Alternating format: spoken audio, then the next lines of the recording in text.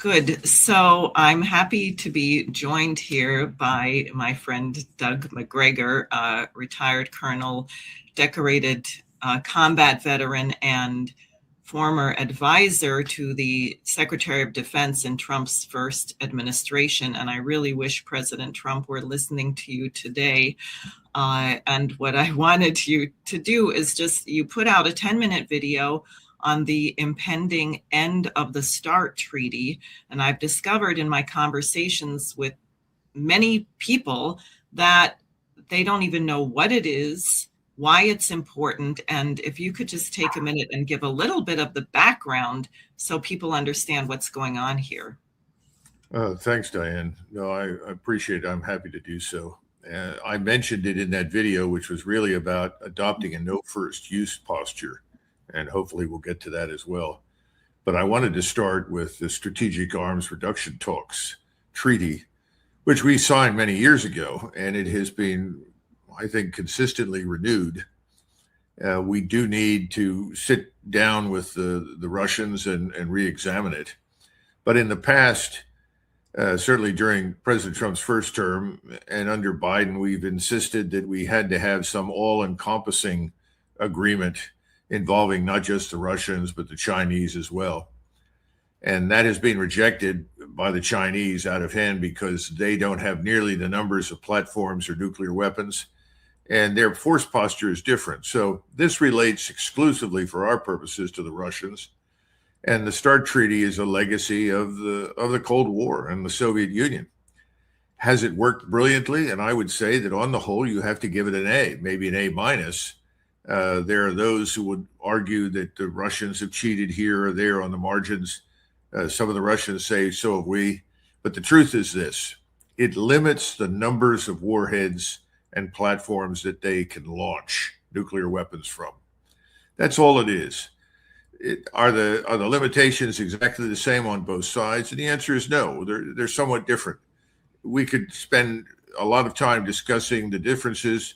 But the point is, we came to this conclusion that it was in the interests of both the Russians and us to maintain nuclear arsenals within limits.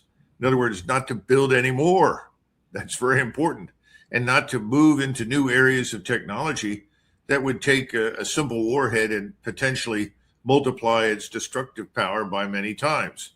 In other words, to keep this arms race within bounds, and hopefully to bring it to a stop completely. I think if your audience understands that, they will understand why it's so important on the 5th of November, preferably before that, for the president to announce we are going to continue to abide by the tenets of the Strategic Arms Reduction Talks Treaty. And the Russians have already said, we will stay with this. Will you stay with it? What we should say is, yes, we're going to stay with it, and you and we have an incentive to sit down and discuss this, but this will take months of discussion and re-examination to determine where we want to go in the future. That's fine. But what we don't want to do is unilaterally dismiss out of hand these limitations, because that would signal to the Russians, whether it's true or not, that we're building other things. We're building something new, something more destructive and dangerous. We don't want to do that. They don't want us to do that. It puts them in a very dangerous position. Just wanted to bring up, because a few weeks ago, the Russians demonstrated a nuclear-powered missile, and then Trump blurted out, we're going to resume nuclear testing. And I couldn't tell whether that was just a misunderstanding of what Russia was doing or what that meant. What do you think he meant by that? Well, first, I would urge the audience to step back from believing in the nuclear-powered missile that flies, for hours and hours all over the place, loiters, and then attacks. I am not a physicist, but I have talked to several physicists, and they have serious doubts about the efficacy of that weapon. So that's the first thing. The second thing is nuclear testing really isn't needed. There's no question about the explosive power and the utility of these things. I just don't think it's required. The Russians are sitting there scratching their heads because they don't see the requirement for that either. Fortunately, no one seems to have lost their heads and moved recklessly down a testing road yet. So the only thing I can say is that I hope that President Trump made a comment without really understanding what he was saying, which is possible. I think probable in this case. The Russians have not overreacted to it, which I think is a good thing. But I just want to caution everyone that if you look at the engineering problem created by the so-called nuclear-powered missile, because you've got so much radiation and you can only do so many things within a compact weapon system, the probability of that actually working is very low. Now, that doesn't mean they haven't broken the code and they've got something nobody else has. That's always a possibility. But I would be skeptical at this point of that particular weapon system. Point is, we have on hand more than enough nuclear power to utterly destroy the planet, not just ourselves, but the rest of the world. And this needs to be understood. And that's what you and I are really here to talk about, is making sure that doesn't happen. Right, exactly. And I do want to clarify something, and you can tell me if I'm wrong on this, but in 2023, the Russians said they were suspending their participation in START, but my understanding is that's only on the transparency issues and not on the limit on nuclear warheads, which is somewhat obvious because if the CIA and MI6 are going to be guiding long-range missiles from Ukraine into Russia, they're going to not want to be transparent about where everything is, but that they did not say they were going to get rid of the limits on what they have in terms of warheads. Is that right? Yes, but keep in mind, remember the Ukrainians, with the help of MI6, obviously, from Britain, were able to launch these drones inside Russia against bombers that were parked on the tarmac or the runways. The Yes. Russians are still abiding by the basic tenets, making sure that we see their bombers where they are, just as we make sure they see where our bombers are parked, and that they are notified as to any change in our posture. So, yes, the transparency issue really reflects their desire to avoid the kind of espionage for which we've become famous. But on the other hand, they have respected the limits and they continue to abide by the key tenets of the agreement. I hope President Trump will just say, look, we're going to stick with this until we have time to sit down and negotiate whatever we think is better. That ought to be the position he takes. Whether or not he will, I don't know. I'd like you to elaborate on two things that you said in your video. One is I think you said that the electrician who makes a repair in your house is under more regulations than what's happening with these weapons. And then you made a very bold proposal that you thought the president should make, which makes a lot of sense to me. Why don't you go ahead and please elaborate on both of those things? Well, the first part is very important because we don't have what you would call breakers in place the way you do for the electricity in your house. If the electricity surges out of control, you have a certain impulse, and the circuit breakers in your basement pop. You have to go down and look at which ones have popped and why you lost the lights and so forth, so on. We don't have anything that I would call surge protection. In other words, the margin of error for a mistake is not very great. In other words, you can have mistakes. People make mistakes. Sometimes instruments, for various reasons, convey a picture that is inaccurate. I'm sure some of your listeners are aware that many years ago, this is in the Soviet Union, I think this was in the early 80s or late 70s, I can't remember which, something went wrong on the Soviet side. And the picture that they had on their computers for the radio, and radars and so forth, suggested that we had launched a nuclear weapon. And this lieutenant colonel, on his own initiative, said, "That's ridiculous. I see no evidence for that. Check the following things." And they went through and they checked, and he said, "No, we are not responding to this." Finally, he actually received a phone call from higher headquarters. "In case you see something like this, don't react." And of course, thank God, he had acted on his own and stopped it. You can't bet on that. It's just not possible. You need brakes in place. You need surge protectors in place. the Russians right now, and Ted Postel has talked about this. He's a professor at the Massachusetts Institute for Technology. A lot of experience in the Department of Defense, now called War. And he was a senior science advisor. And he points out that the Russian equipment in some cases is antiquated.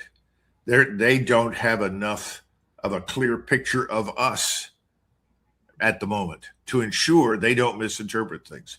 And most people don't think in those terms. But he said we need a team to go over there so that they have a clear picture of us. And we've already got a clear picture of them because we don't want a mistake. And right now you have all this bellicose rhetoric, all these comments coming out of President Trump that might suggest to Russian senior military leaders that something is indeed about to happen when it may not be happening at all. You'll recall back under the Reagan administration, the Soviets sometimes would print things about him saying, well, he's a cowboy. And Chancellor Schmidt of Germany was very uncomfortable with Ronald Reagan because he said, well, he has these cowboy tendencies. Mm-hmm. Well, in retrospect, Ronald Reagan was a pussycat compared to Donald Trump, who makes open-ended comments and threats left and right. Fortunately, you've got Putin as president, and Putin's a very level-headed man. And he tends to dismiss out of hand some of the more extreme statements. Doesn't mean he ignores it, but he's level-headed. Again, this is wonderful, but that's not the sort of thing we could bet on. Right. And if something happened to Mr. Putin, you have no idea who might replace him. And that, I think, based upon what I've seen over there, there's almost nobody I would rather have in charge in Russia today than Vladimir Putin. So how do we put these brakes in place?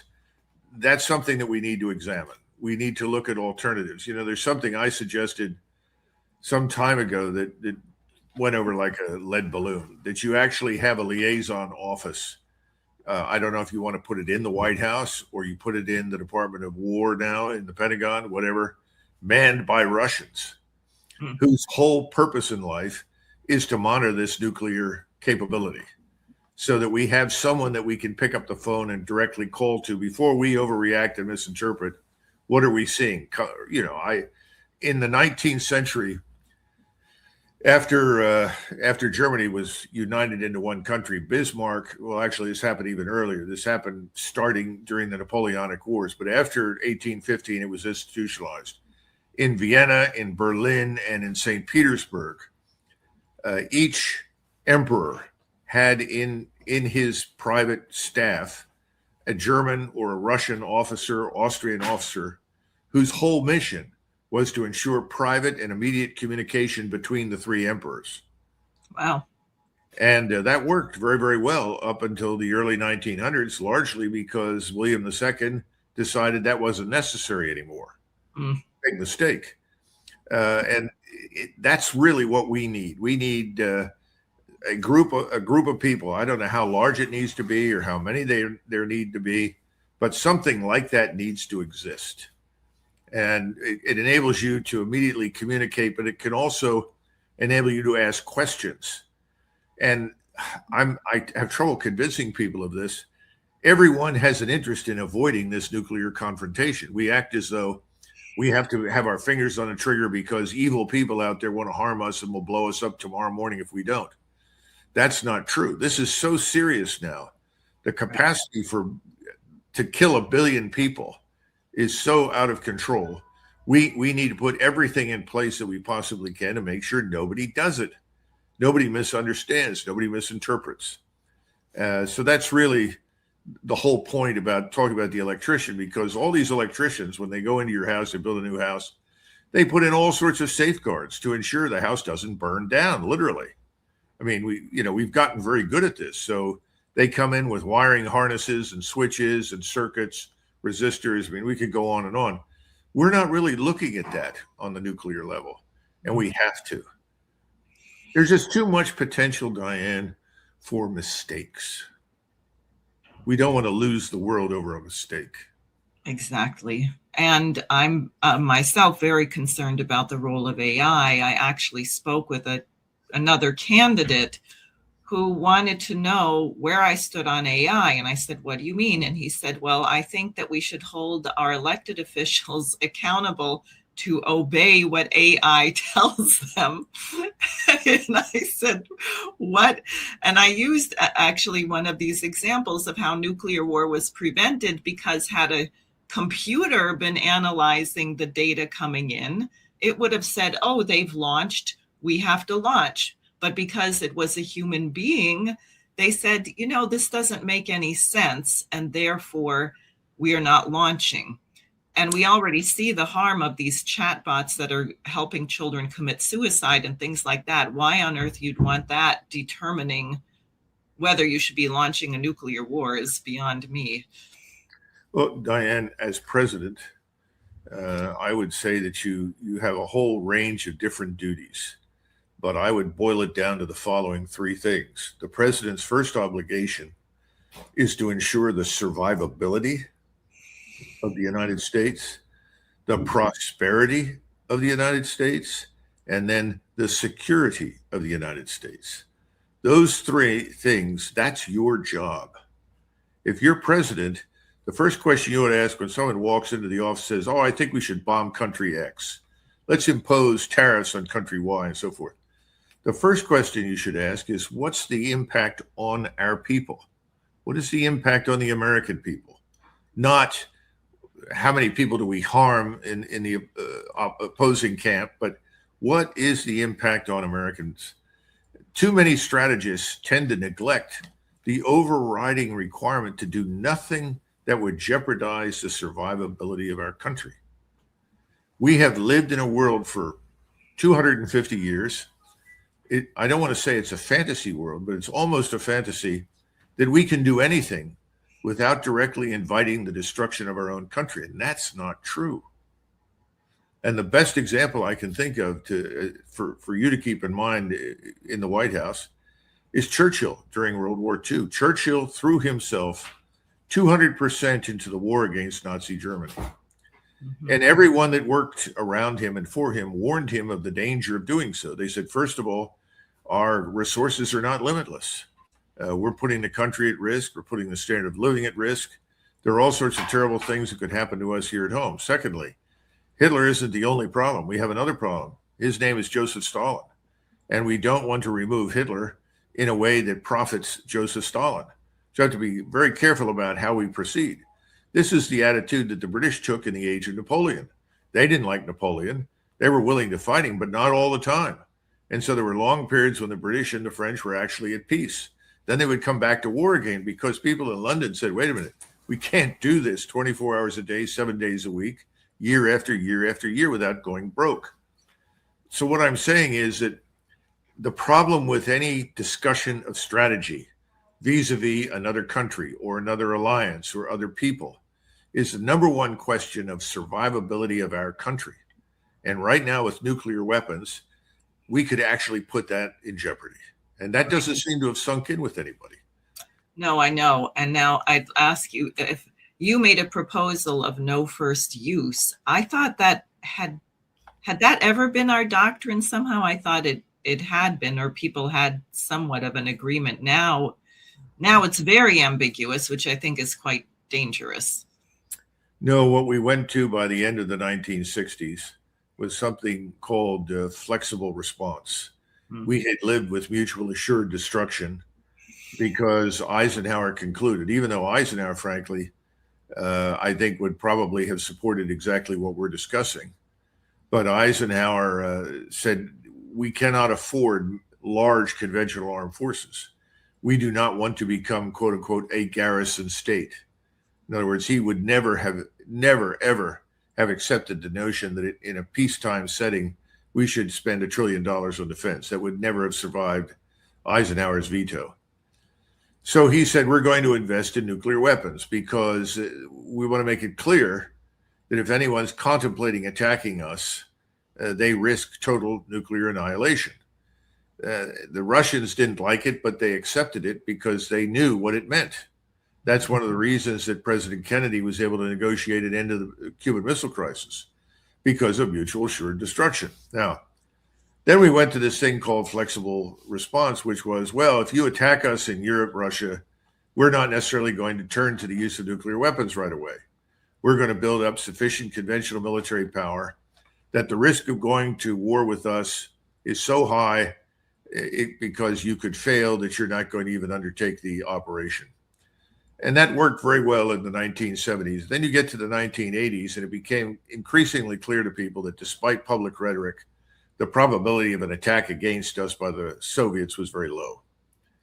And so then Ronald Reagan began to look at the nuclear problem, and we know how that turned out.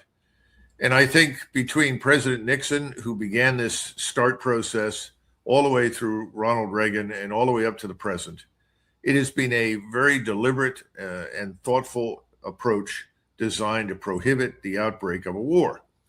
But what we have never said in the past is that if we will not be the first to use a nuclear weapon. We've never said that. We've always reserved the right, well, if you push us too far, we may use it. Mm-hmm. I think we've reached the point now to understand that if we use one nuclear weapon, doesn't matter what it is, it's going. The response from the Russians or potentially the Chinese would be overwhelming, because their view is, what have I got to lose? Everything. Right. These people will take next step, and there's nothing left of it. So we've got to strike now and get this over with. So the incentive is now to respond very quickly with everything, as opposed to saying, and this is one of the fallacies prominent in Washington right now, you'll encounter this if you become president. Well, you have to understand, this is only a small nuclear weapon. And the Russians, they'll understand it's a small nuclear explosion. And as Colin Powell said when he was chairman of the Joint Chiefs in the 90s, he said, I see no evidence for that at all. If we use anything, they'll hit us with everything they've got. And that's the truth. So if you say no first use, everybody sort of wipes the sweat off and sits down and says, okay, we've got past that, because the Chinese already say they will not be the first to use a nuclear weapon. The question is, can we persuade the Russians to sign on for this, I think. Mm-hmm. And the problem we have right now, and this is quite apart from the utility of no first use, is we've lied so prolifically, so often, that I don't know that right now the Russians would believe us. I think we'll need a new administration, new people, a new Congress, people that are willing to step forward and make this happen. I think it can be done, but it's going to have to be new people. And it will have to become enshrined in some sort of treaty that the Senate votes on. It's not enough just for, well, today's president says she's going to not do this. What's that mean for the next one? But I think we need to do it, because now we have nuclear weapons in India, in Pakistan, Israel, North Korea, Great Britain, France, in addition to the United States, Russia, and China. And even though those other arsenals are small, they're terribly destructive. Right. And their use could precipitate the old domino principle. Who else decides to step up and feels obligated to get involved? So we need it for everybody. And I think it's time for everyone to have the proverbial come to Jesus moment. That cannot happen unless we have someone like you in the White House who is determined to make this work. But we all need to understand something else. You know, we're the microwave society. People expect everything to happen instantly. You know, this is impractical. You have people running around the White House right now saying, we've got to get a win for the president. We've got to get a win for the president. No, we don't. We need peace. Right. And the win would be what you said, which is American people feeling that they are secure and prosperous, and that they have a future that they don't have to fear for the well-being of their children and grandchildren. Precisely. Exactly. So I really want to thank you for this. I'm just going to show here my website. For people listening, I will be holding a press conference online. You can sign up here on Thursday, February 5th, the day of the expiration of the treaty, to address this. And I'll be putting forward a few policies of my own, including yours on no first use, but also addressing the financial collapse. And I think there are joint projects that we could do together with Russia that would benefit mankind and would serve to build trust overall. So thank you very much for this. I really appreciate it. God bless you, Diane, and I sincerely hope to see you in the White House. Thank you.